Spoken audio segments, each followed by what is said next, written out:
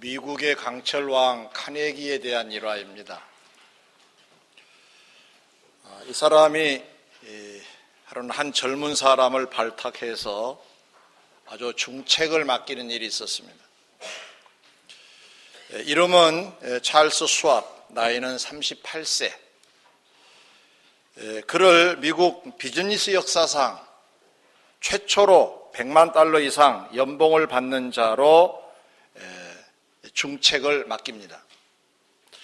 일주일에 보통 사람들이 $50를 받을 때 그는 하루 $3,000 이상의 보수를 받는 셈이 됐습니다. 카네기는 그 무엇에 꽂혀서 그를 발탁했고 후에 카네기와 그는 동반 성공할 수 있었을까? 그에게는 특별한 게 하나 있었는데 많은 사람들을 알고 지낸다고 하는 사실입니다. 많은 사람을 알고 있다는, 우리식으로 말하면 마당발이라고 말할 수가 있겠죠. 근데 단순히 전화하고 문자를 보내는 정도의 아는 정도가 아니라 어디에서든지 자기 편이 되어줄 수 있는 사람들로 알고 지내는 사람이 많았다 그럽니다. 쉽지 않지요. 사람들이 비결을 묻습니다. 어떻게 그렇게 좋은 관계를 맺을 수가 있느냐? 그가 그 비결을 답하기를 나는 만나는 사람을 칭찬과 격려만 합니다. 비난은 하지 않습니다. 한마디로 세상적으로 성공 비결 중 하나는 좋은 사람들과의 관계에서 비롯된다는 걸 알 수가 있습니다. 얼마나 많은 사람들과 좋은 관계를 맺느냐가 그만큼 높이로 말한다면 성공의 수위를 높였다고 말할 수가 있겠죠. 그 비결은 칭찬과 격려라는 것입니다. 이것을 그 세계 사람들은 일명 찰스 수왑의 법칙이라고 말할 정도라고 합니다. 우리 옆 사람 앉은 분들을 둘러보시죠. 보세요. 보시라고. 내 편이세요? 네 편이세요? 여러분을 언제든지 변명해 줄 수 있는 사람인가요? 여러분을 늘 옹호해 줄 수 있는 사람인가요? 도움의 손길을 늘 뻗칠 수 있는 사람인가요? 우리는 자주 만나고 알고 지내는데 진짜로 내 편은 많지 않습니다. 심지어는 가족관계도 그러지 않나요? 내 편이 아니라 네 편들이 많죠. 자, 인사합시다. 내 편으로 살아봅시다. 시작.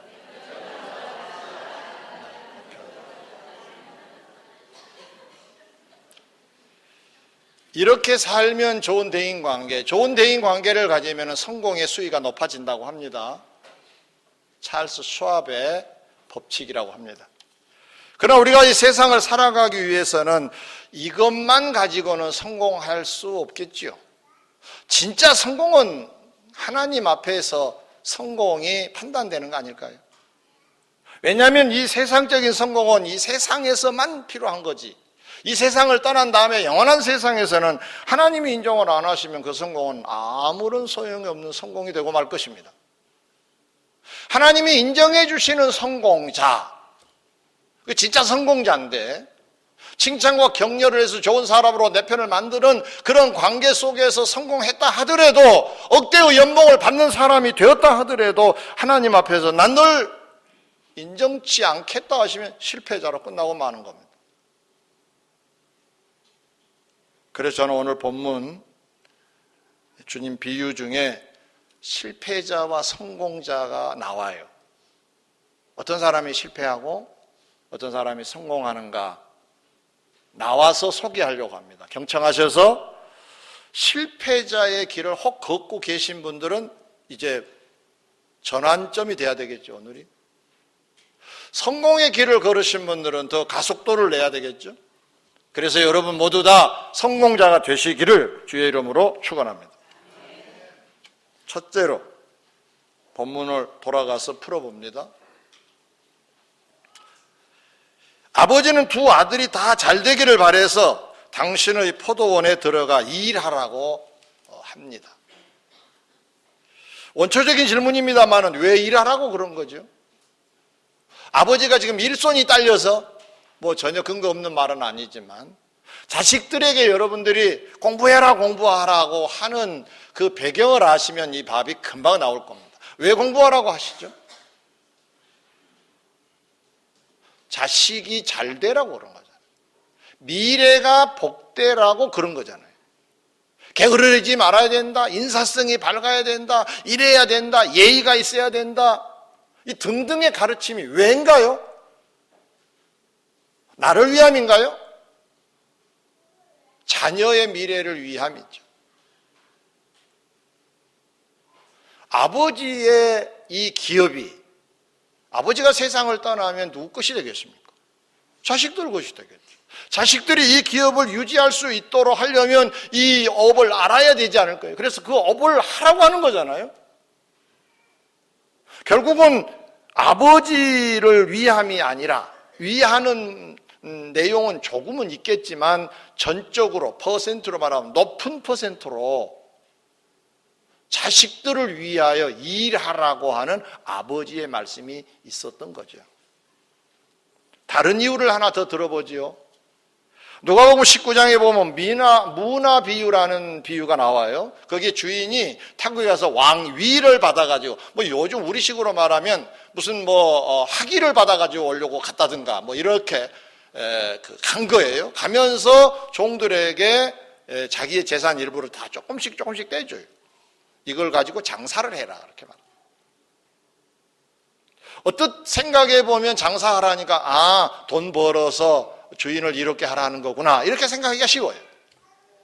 근데 그 주인이 왕위를 받아가지고 한참 만에 돌아와서 그들을 다 불러가지고 묻습니다. 어떻게 했느냐? 하나 가지고 10개를 남겼는데요.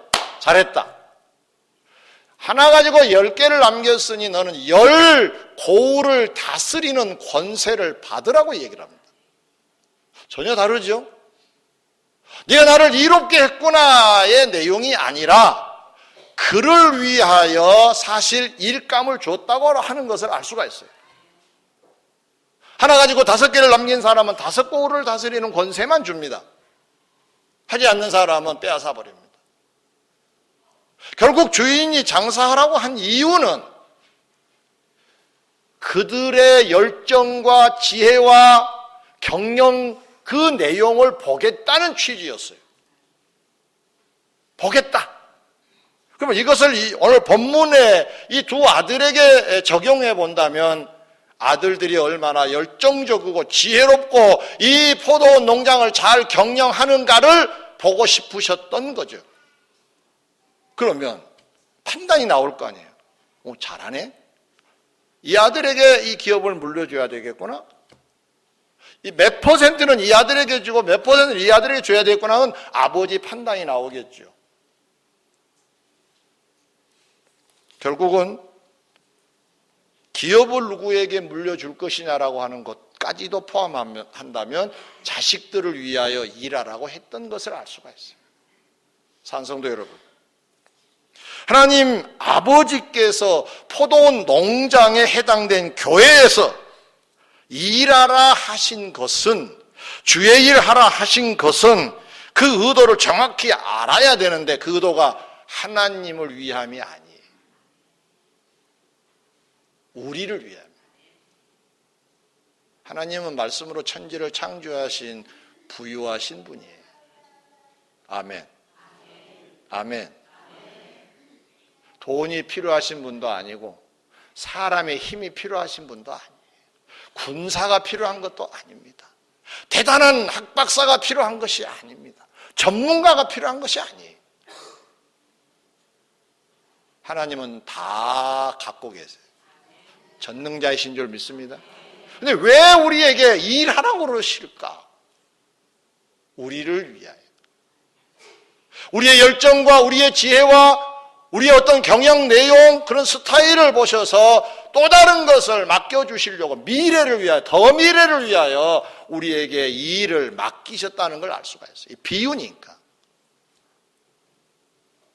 여러분 이제 그만 주님과 거래를 시속게임 하는 것처럼 하지 마세요. 내가 이렇게 했으니까 당신이 이렇게 줘야 되고, 했으니까 왜 안 주세요? 거래상, 교회 출석을 한다거나 일을 맡아서 하는 것은 매우 잘못된 시작점이에요. 우리를 위하여 일하라고 하신 거구나. 이 단순한 논리로 접근할 때 우리의 미래는 더 풍요로워질 줄 믿습니다. 우리를 위함이에요. 두 번째입니다. 두 아들은 각각 어떻게 했는가 세분해 보겠습니다. 작은 첫 번째로 맏아들 편을 생각해 봅시다. 큰아들 28절 29절에 보니까 맏아들에게 가서 이르되 오늘 포도원에 가서 일하라 하니 아들이 대답합니다. 가겠나이다 하더니 가지 아니하고 그랬어요. 큰아들은 앞에서는 가겠습니다 했는데 아버지를 떠나온 자리에서는 딴 데로 방향을 돌렸다 그 말이에요. 이 비유의 인물은 누구를 가리켰느냐? 마태복음 21장 23절에 보면 이 말씀이 쭉 이어지고도 있거든요. 그러면 이 당시에 누구냐 봤더니 대제사장들, 백성의 장로들, 당시 종교 지도자들이었다는 거예요. 안타깝게도. 이들의 특징이 뭐냐? 잘 들어보세요.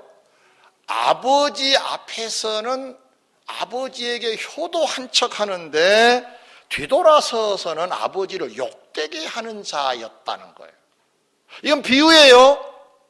하나님 앞에서는 하나님을 정말로 잘 믿는 자처럼 보여지는데 돌아서서는 욕되게 하는 자.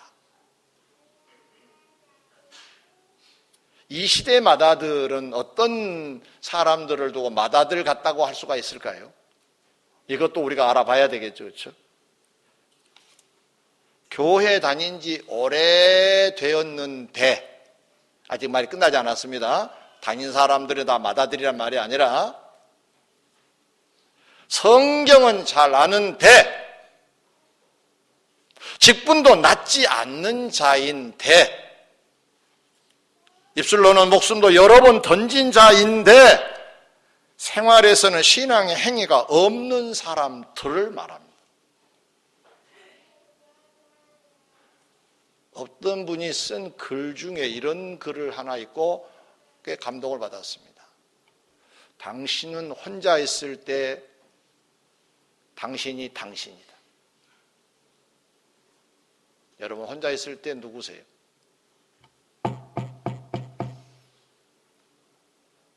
혼자 계실 때 여러분은 누구세요?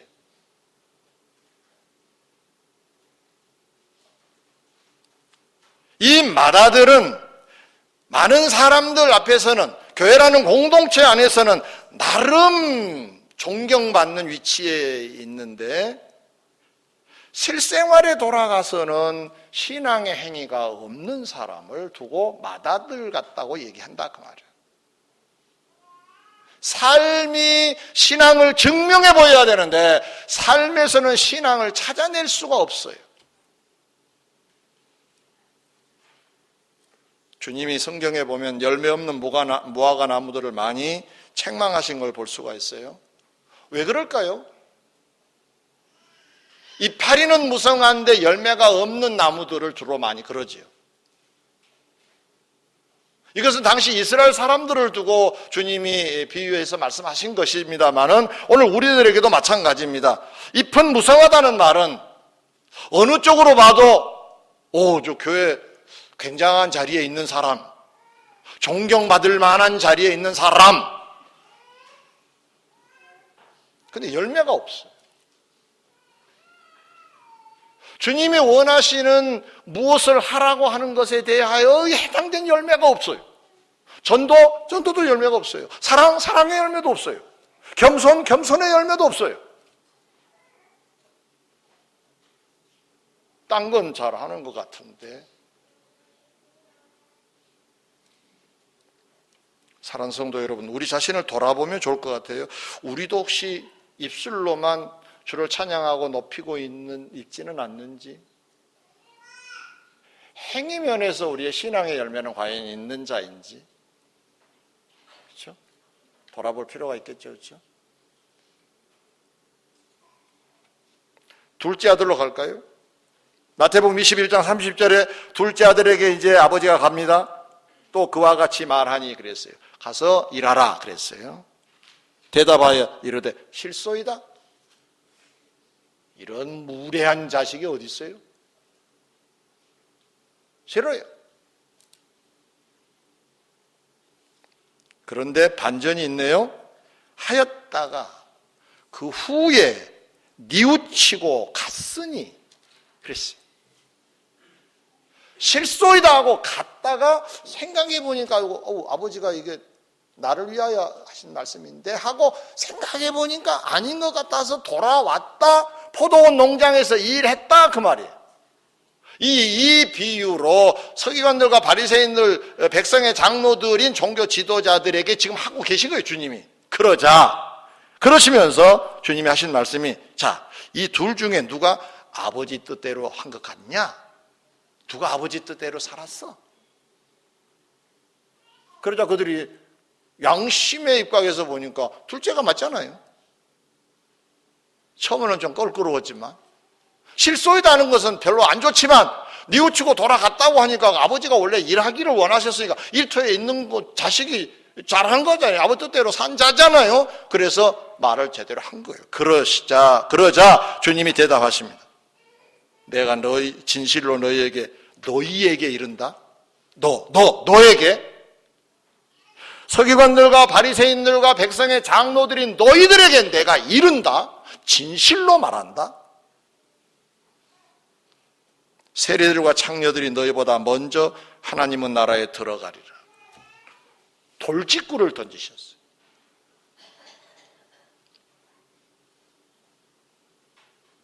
너희들보다 세리와 창녀들이 낫네? 그 말이에요.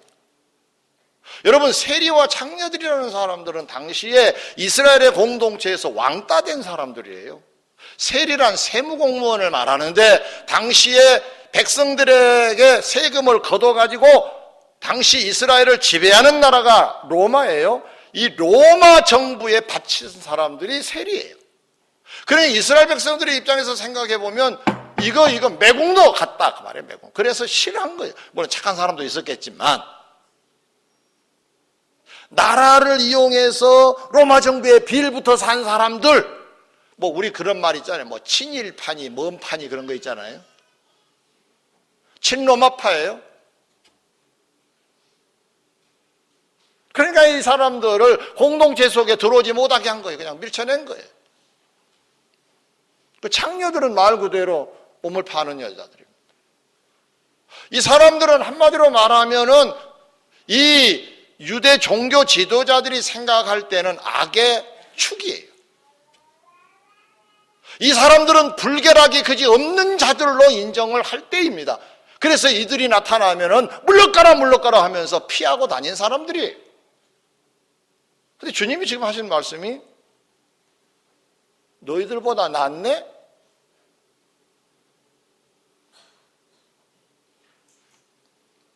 그러면 이들의 특징이 뭘까요?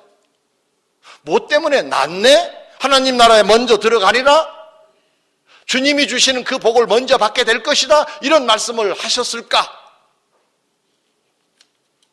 그들은 주님이 오시기 전까지 있는 세례 요한이 예수님에 대하여 그리스도를 전하기 전까지는 하나님을 등진 자리에 있었습니다. 이스라엘이라는 나라는 하나님을 섬기는 나라임에도 불구하고 하나님의 말씀이 여기저기서 선포됐을 거 아니에요. 그럼에도 불구하고 그들의 삶의 현실은 뭐였었느냐? 실소이다였어요. 하나님 말씀대로 안 따라온 거예요. 안 따라온다는 그 자리가 어떤 자리냐? 싫어요. 저는 가끔 앞에서 찬송하고 누가 설명을 하면은 몸이 저는 가만히 있지를 않아요. 식사할 때도 제가 몸을 이렇게 움직여요. 오해 없으시라고 제가 한 말씀 드리고 가겠습니다. 제가 원래 노노 하는 사람은 아니고요. 허리가 조금 이렇게 하면은 좋다 그래서 운동하고 있는 중이에요. 이게 이 뼈를 받치고 있는 이 근육이 이렇게 해주면 이 뼈를 잡아주어서 허리가 그래도 덜 아프대요. 그러니까 여러분 집에 가셔서 이런 운동을 많이 해보세요. 이 허리가 약하신 분들은 이 운동이 몸에 좋다 그래요. 제가 어떤 유명한 의사에게 배운 거예요. 저는 많은 도움을 받았어요. 실제로. 그래서 나도 모르게 요즘은 이렇게 해요. 근데 허리도 안 아픈데 이렇게 한 사람들은 어떤 사람들이냐? 실소이다가 몸에 밴 사람들이라고 생각합니다. 싫어요, 싫어요, 싫어요, 싫어요. 예. 허리가 괜찮은 분들은 앞으로 이러세요. 좋습니다, 예, 예, 예, 좋습니다. 이렇게 했으면 좋겠어요. 네. 한마디로 이들의 삶의 현장은 하나님의 말씀을 등진 자들이었어요. 그 자리에 있었어요. 하라는 건 안 해요. 하지 말란 건 또 해요. 그러면 이게 실소이다가 된 거라고요. 이들이 누구라고요? 둘째 아들이에요. 그런데 주님이 오시고 나서 주님을 만나고 나더니 사람이 바뀌어요. 여러분 누가복음 8장에 보면 막달라 마리아라고 하는 여자를 위시한 여러 명의 여자들이 나오는데 그 여자들을 이렇게 살펴보면 과거가 좀 복잡한 여자들이 많아요. 아까 말씀드린 대로 이제 몸을 좀 이렇게 하는 분들도 계셨고. 근데 그들이 주님을 만나서 주님을 믿게 되고 그래서 주님을 따라다니면서 주님을 섬기고 주님을 섬기는 또 다른 사람들까지도 섬기는 일을 계속한 사람들이 이 사람들인데 이 사람들이 어떤 사람, 유형으로 산 사람들이냐? 둘째 아들처럼 산 사람. 실소이다 자리에 분명히 있었던 사람들이에요. 과거가 그래요. 근데 지금은 주님을 만난 이후에는 주님을 돕는 자가 되었다는 말씀. 이게 둘째 아들이에요. 이 시대 둘째 아들은 어떤 자들일까요? 적용해 볼까요? 교회 다니다가 웬일인지는 알 수 없지만 세상으로 간 자들이 있어요. 누구 때문에 시험 들어서 안 나오든 아무튼 교회를 다니다가 세상으로 간 사람들은 실소이다에 제대로 표현된 사람이라고 말하면 돼요. 또 있어요. 교회를 다녀요 그냥. 근데 맥없이 다녀요. 그냥 교회만 다녀요.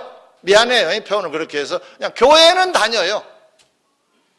근데 생명이 별로 없어. 그냥 졸고 싶으면 그냥 졸고 자고 싶으면 자도 되고 뭐 하라고 하는 건 나와 관계없고 저 장로님들이나 하는 일이고 그게 나와 별로 관계가 없어. 싹 피하고 싹 피하는 유형으로 산 사람들을 말해요.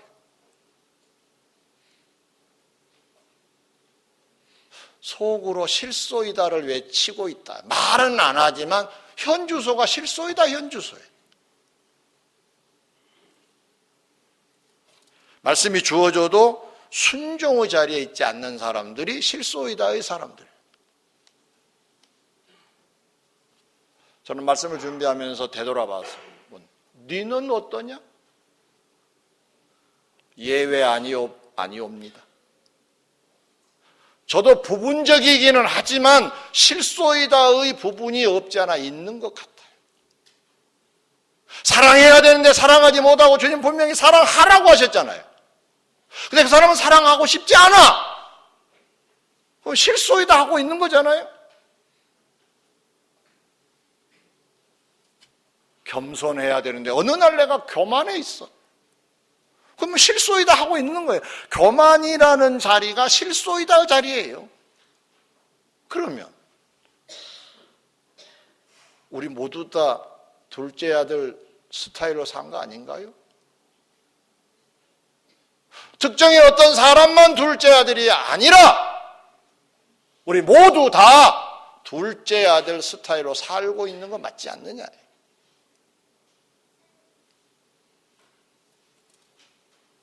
사랑하는 성도 여러분, 그렇다면 그동안에 우리가 실소이다 저 속에서 외치고 있는 것 때문에 먼도 피해버리고 못도 비껴버리고 이렇게 해서 그냥 자리만 만약에 우리가 차지하고 있다고 가정합시다.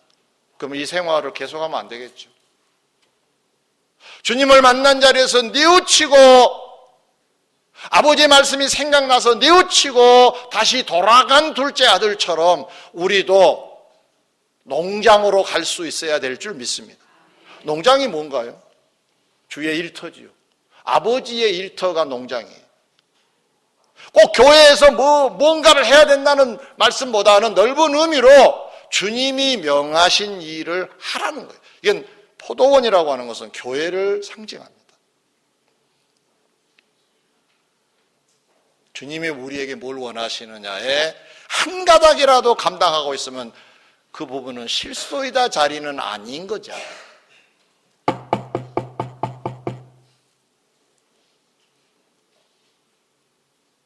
꽃 하나를 소개하겠습니다. 크리스마스 꽃으로 알려져 있는 꽃이 있는데 손바닥처럼 생겼어요, 이파리가. 그런데 뾰쭉하게 생겼어요. 아마 꽃에 관심이 많으신 분들은 아실 겁니다. 이 꽃 이름이 포인세티아라고 하는 꽃입니다. 포인세티아. 멕시코산인데 원래 손 모양을 해서 막 바람이 불면 이렇게 합니다. 그래서 축하라는 꽃말을 갖고 있습니다. 근데 이 꽃에 대한 일화 중에 하나만 제가 말씀을 드리겠습니다. 12월 25일경에 가장 아름답게 핀다고 하네요. 그래서 일명 크리스마스 꽃, 보혈의 꽃, 이런 꽃의 의미를 부여하기도 합니다. 근데 이 나무가 어렸을 때는 자라기 위해 따뜻하고 햇빛이 많이 드는 곳에 있어야 된다고 해요. 그래서 그때 성장을 해요. 그런데 이파리가 나서부터는 이걸 음지로 옮겨와야 된대요. 음지로 옮겨오면 그때부터 파란 이파리가 빨갛게 변한다네요. 만약에 그냥 햇빛에 계속 노출이 되면 파란 잎으로 그냥 끝나고만 안 돼요. 근데 이 꽃을 화분 같은 데에 심어서 만약에 음지, 냉기가 흐르고 있는 지하실 같은데 이런 데 두어야 이파리가 빨갛게 변한다는 거예요. 파란 이파리가 빨갛게 변한다는 거예요. 만약에 조금이라도 햇빛이 들어오면, 새어 들어오면 붉은 잎에 얼룩이 생긴다네요. 파란 점이 생기고 또 빨갛게 또 이렇게 생기고, 그러니까 모양이 안 예쁜 그 나무 이파리가 되고 만다는 거예요. 난 이 글을 읽으면서 어쩌면 그동안 우리의 삶이 햇빛이 차단되고 주의 은혜가 차단되고 주의 은혜를 한없이 쏟으셨는데 실소이다 해서 피한 듯한 우리 삶이라고 한다면, 그리고 냉기가 흐르듯 주의 따뜻한 온기도 제대로 느끼지 못하면서 겨우 살아온 듯 하면, 지금 제 생각으로는 붉은 빛으로 변해 있을 것 같아요. 그러면 이제 그 붉은 색깔을 띤 것이 교회 현장에서 일을 하게 되면 아름다움으로 묘사되지 않을까 하는 생각이 들었어요. 그 과정을 겪었으니까 충분하게 아름답게 표현해 줄 수 있는 나무처럼 저와 여러분들은 이제는 뉘우치고 농장으로 간 둘째 아들처럼 이제는 더 이상 실소이다 자리에 머무르지 말고 가겠나이다 할 수 있는 저와 여러분들이 되어야 할 줄 믿습니다. 얼마 전에 어떤 지인으로부터 이런 카톡을 하나 받았어요. 참고로 말씀드립니다. 그분의 연세는 환갑이 넘으신 남자분입니다. 저에게 보낸 문자입니다. 우리는 아직 가장 빛난 순간이 오지 않았지요? 우리에게 아직 멋진 순간은 아직 안 왔지요? 위대한 순간이 아직 오지 않았지요? 내가 볼 때는 많이 지나간 것 같은데 아직 안 왔다고 믿고 있는 그 사람을 생각해 봤습니다. 아, 꿈을 꾸고 있구나. 멋진 미래를 설계하고 있구나. 그 멋진 화려하고 빛날 수 있는 그 순간 왜 과거에 없었겠습니까? 그건 다 뒤로 하고 더 멋진 작품이 기다리고 있을 것이라고 믿고 있는 그 사람의 그 말이 마음에 와 닿았습니다. 나는 여러분에게 이런 제안을 드리고자 합니다. 가장 빛난 순간을 만들어 보실 의향은 없으신지? 주님의 포도원에서 말이에요. 아멘 해야 되는 건데, 크게 해야 되는 건데. 세 번째 마지막입니다. 이들의 결과는 어찌 되었을까요? 마태복음 23장에 보면 주님이 평상시에 잘 하시지 않는 말씀을 7번이나 하고 계신 걸 볼 수가 있어요. 그걸 일명 마태복음 23장 7화장이라고 하는 7화입니다. 이 화 있을 진저의 선언인데 우리식으로 번역해 볼까요? 이 망할 놈들아! 그런 뜻이에요. 교회 갔더니 목사가 엄청 욕을 잘하더라. 오해 없으시기 바랍니다. 주님이 화 있을 진저를 선언하셨다는 뜻이에요. 그러면 당시에 이 대상이 누구냐 봤더니 서기관들과 바리새인들과 종교 지도자들, 오늘 소개된 주님이 지금 상대하여 대화하고 있는 이 사람들이란 말이에요. 그 도대체 그곳에서 왜 7화를 선언하셨느냐? 딱 한 가지 이유예요. 외식해서 그렇다. 외식이 뭔가요? 신앙생활 엄청 잘한 것처럼 보이는데 속은 아닌 사람. 겉과 속이 다른 사람을 두고 하는 말이에요. 교회를 다니고 직분을 가졌어요. 다른 사람들이 누구예요? 고개를 숙이고 존경합니다만은 삶에는 열매가 없어서 주님의 눈에는 외식자로 보여진 사람들을 두고 하는 말입니다. 그럼 오늘 본문에 소개된 그 상대 사람들은 끝이 비극이었겠지요. 그러나 반대로 둘째 아들은 어찌 될까요? 농장에 들어갔죠. 아버지 뜻대로 했죠. 아버지가 원한 걸 다 아낌없이 줄 수밖에 없었겠죠. 마태복음 28장에 보면 대표적인 사례가 하나 소개되고 있어요. 거기에 보면은 막달라 마리아라고 하는 여인이 나오는데 이 막달라 마리아가 예수님이 부활하셨을 때 맨 먼저 부활의 주님을 목격하고 인사한 사람.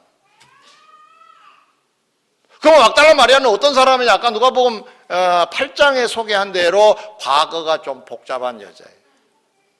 둘째 아들처럼 실소이다의 자리에 있었던 사람인데 주님을 만나고 난 이후부터는 그의 삶이 변했어요. 주님을 평생 따라다녔어요. 3년간 공생애를 계속 따라다녔다 그랬어요. 조금도 트름이 없었습니다. 이탈이 없었습니다. 계속 따라다니면서 주님을 섬기고 주님을 섬긴 사람들까지 섬기는 자로 살았다는 그 꾸준함, 그의 계속된 헌신, 그 둘째 아들 스타일로 산 사람이죠. 그 사람에게는 부활의 주님이 첫 번째로 만나주신 영광과 기쁨을 주님이 주셨어요. 이 속에는 굉장한 비밀이 들어있어요. 이렇게 산 자에게 내가 이렇게 하겠다라고 하는 메시지. 말씀을 맺고자 합니다. 어제까지는 실소이다 자리에 혹 부분적이라 하더라도 있었다고 하면 이젠 그만 실소이다를 그만하셔야 됩니다. 주님이 원하는 곳에서 주님이 원하는 일을 감당하심으로 막달라 마리아처럼 대접을 풍성히 받는 여러분 되시기를 주의 이름으로 축원합니다. 축원합니다. 축원합니다.